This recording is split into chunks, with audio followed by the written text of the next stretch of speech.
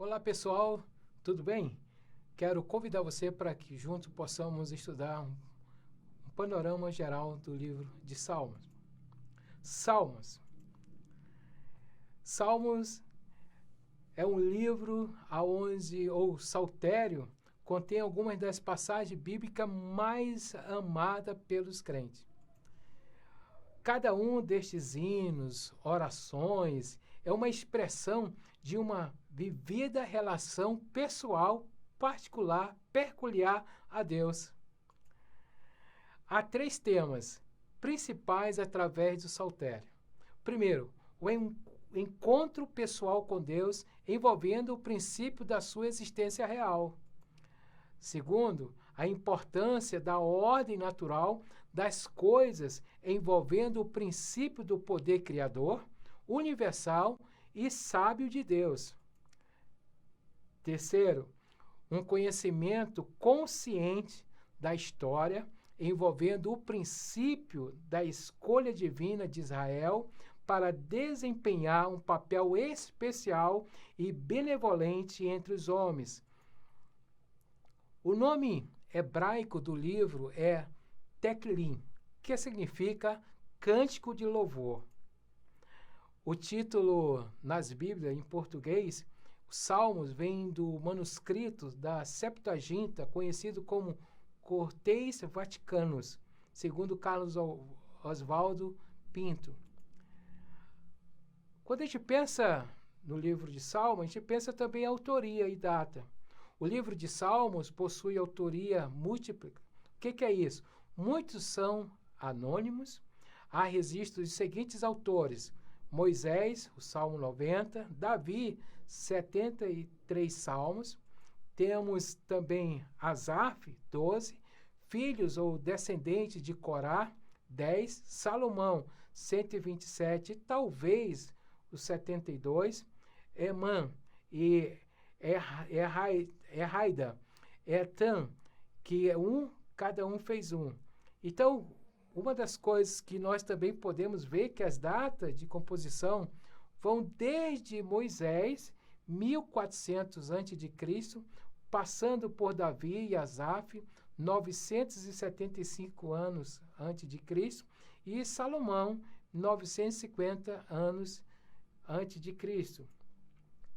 Dentro da autoria e data, pelo menos dois salmos se destacam, o 126 e o 137, devem ter sido escritos após a volta do cativeiro babilônico, que terminou em 538 a 537 a.C. Dentro dessa autoria também, segundo Hernandes Dias Lopes, os 150 salmos foram escritos ao longo de um período de mais ou menos 1000 anos. É difícil especificar o local de composição de cada salmo, segundo Hernandes Dias Lopes. Dentro dessa classificação, estes 150 cânticos de adoração podem classificar-se de variadas maneiras. Como assim?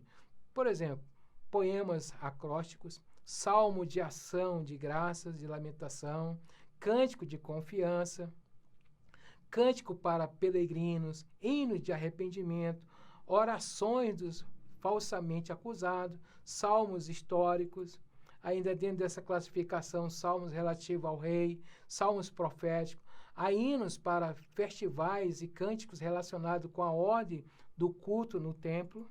Dentro da classificação, nós temos a classificação tradicional judaica. Transparece na divisão do saltério em 5 livros, cada um dos quais termina com uma doxologia. O Salmo 1 até o Salmo 41, 42 ao 72, do Salmo 73 ao 89, do 90 ao 106 e do 107 ao 150. Dentro da classificação, este esboço, em 5 partes, era considerado como tendo correspondência com os 5 livros de Moisés, o Pentateuco. E o uso da liturgia é interessante porque a associação íntima do saltério e do Pentateuco e a leitura contínua da Torá fizeram como o tempo que certos salmos se tornassem ligados a dias, ocasiões particulares. Diante disso, temos, por exemplo, o Salmo 145. Era usado nas festividades anuais, pelo menos 3 festas anuais. O Salmo 130, o desejo intenso por perdão usado no dia da expiação. Também temos o Salmo 120 a 134, foram adotados para a festa dos tabernáculos e no templo e do templo de Herodes. Alguns títulos nós podemos ver dentro dos salmos. Sabes que os títulos atribuídos a cerca de 100 salmos são de data anterior à Septuaginta e merecem ser tratados com respeito por causa da antiguidade da sua origem. Também temos a interpretação. A interpretação dos salmos depende do nosso conhecimento, da condição, da crença religiosa e da revelação ao tempo da sua composição e da nossa própria experiência de Deus em Cristo. Dentro da interpretação, pensa-se também muitas vezes que certas passagens se referem à vida depois da morte, por exemplo, no Salmos 16, 10, 17, 15, no Salmos 49, 16, 73, 24 e 118 e 17. E tanto quanto conhecemos o poder da ressurreição de Cristo, podemos ler tais declarações à luz daquela verdade. O que é interessante dentro dessa interpretação é que o salmista não conhecia tal certeza, embora compartilhasse com o profeta um discernimento parcial de coisas maiores do que podia expressar em palavras. Também, dentro dos salmos, tem temas especiais. Além dos salmos de lamento, dos hinos de louvor que examinamos, há vários outros tipos de salmos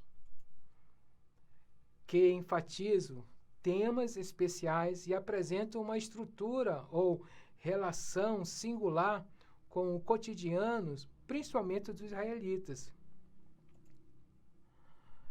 Dentro desses salmos com temas especiais, temos os salmos históricos, temos os salmos imprecatórios, de confissão e penitência, de sabedoria, de reais e messiânicos. Embora sejam em menor número, esses cânticos contêm muitos conceitos teológicos importantes e revelam aspectos significativos da maneira como Israel adorava a Deus. E diante disso, de todo esse panorama, nós podemos também trazer para nós a importância do Salmo. O Salmo onde podemos desfrutar, onde podemos examinar numa profundidade maior e ver a clareza, o encanto, a maravilha de nós estudarmos mais e mais a profundeza desse cântico dos cânticos, destes salmos para as nossas vidas. Deus abençoe cada um de vocês.